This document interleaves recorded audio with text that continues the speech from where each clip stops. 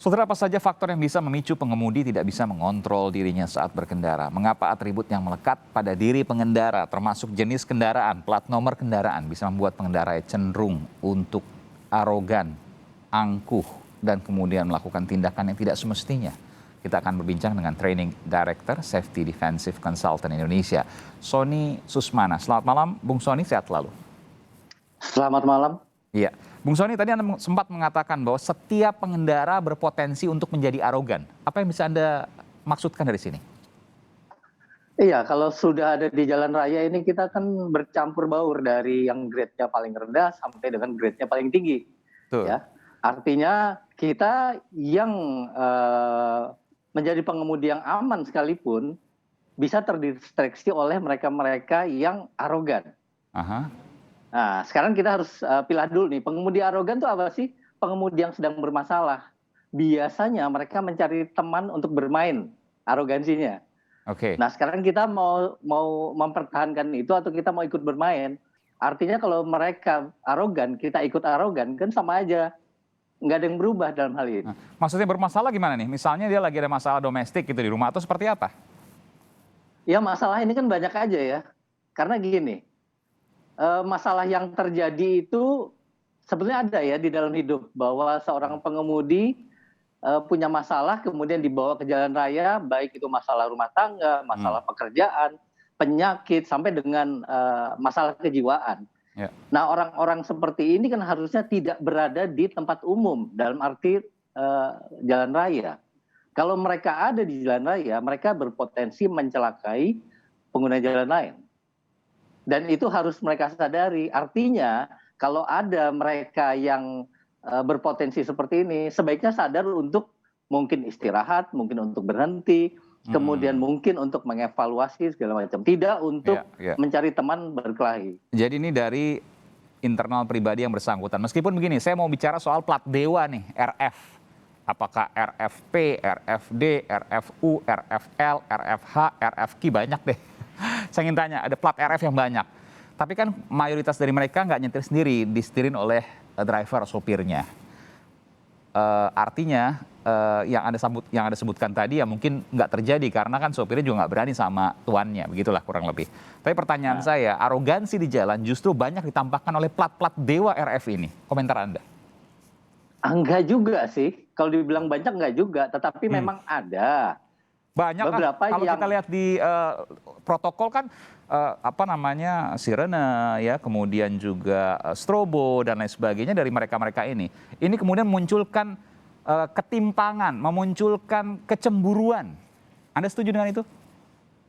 Ya iyalah, pastinya gitu. Karena gini, seringkali fasilitas yang diberikan oleh instansi atau komunitas tertentu berupa badge, plat nomor, stiker, strobo dan sebagainya ini kan harusnya identitas yang harus dijaga ya. Tidak seharusnya dipergunakan dengan seenaknya.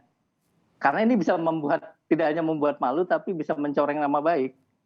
Iya, meskipun di aturan kalau tidak menggunakan plat dinas ya, artinya plat sipil, RF kan plat sipil itu tidak boleh kemudian meminta prioritas. Itu yang kemudian ada di peraturan Kapolri dan juga Undang-Undang Lalu Lintas. Tapi faktanya kita lihat di jalan seperti itu yang memunculkan juga kecemburuan. Dan kecemburuan ini akhirnya memunculkan internal pribadi bermasalah, akhirnya kemudian gesekan dan sebagainya, termasuk juga akhirnya sampai penganiayaan yang kita lihat. Salah satunya seperti itu, betul ya?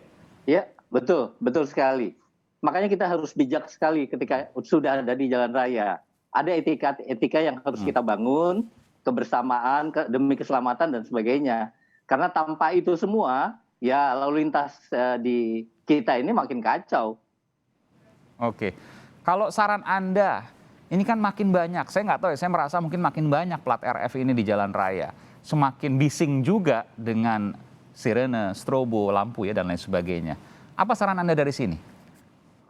Gini ya, kita mau nggak sih menerapkan gaya berkendara yang aman? Itu dulu. Masing-masing pasti punya jawaban yang berbeda ya. Tergantung konsistensi sama komitmen. Nah ini butuh proses Mas.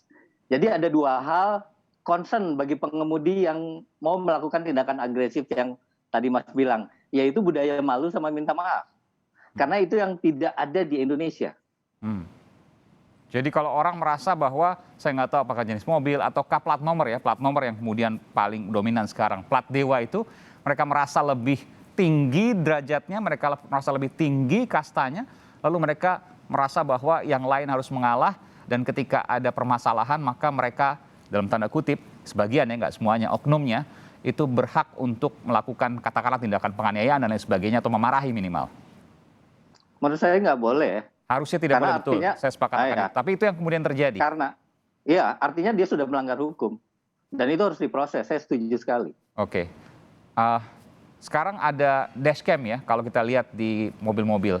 Dan Banyak sekali, Mas. betul, dan itu yang justru harus dibudayakan di pengendara mobil karena ada pro justisia, ada bukti yang bisa kemudian digunakan ketika ada oknum-oknum yang tadi apakah itu plat dewa atau siapapun di masyarakat yang bertindak main hakim sendiri. Jadi itu yang harus kemudian diperbanyak di mobil karena logikanya bisa beli mobil pasti bisa beli dashcam yang 1 atau 2 juta rupiah lah kurang lebih gitu. Sebaiknya itu dilengkapi di kendaraan kita. Memang itu buat bukti apabila ada tindakan-tindakan yang melawan hukum, kemudian itu bisa kita laporkan. Karena pengemudi agresif ini nggak perlu kita ladenin, cukup kita rekam, kemudian kita laporkan. Iya. Tidak perlu diladeni, ini penting sekali. Tidak perlu diladeni. Jadi kalau Anda menemui pengemudi-pengemudi arogan sampai turun dan lain sebagainya, tidak perlu diladeni. Yang perlu adalah Anda rekam. Ya, betul sekali. Oke, yang perlu adalah Anda rekam, baik itu mereka perilakunya misalnya ugal-ugalan dan lain sebagainya, ataupun sampai kemudian melakukan tindakan yang ofensif, menyerang dan lain sebagainya. Lindungi diri Anda, cukup hanya merekam, begitu ya? Betul sekali. Dan itu secara bukti pihak kepolisian nanti akan menilai untuk menyelidiki terkait dengan hal tersebut. Apalagi kalau viral ya, itu tentu berbeda tekanannya bagi pihak kepolisian. Baik, terima kasih Bung Sony ya, yang merupakan pakar dari keselamatan untuk mengemudi. Terima kasih Bung Sony, selamat malam, sehat selalu.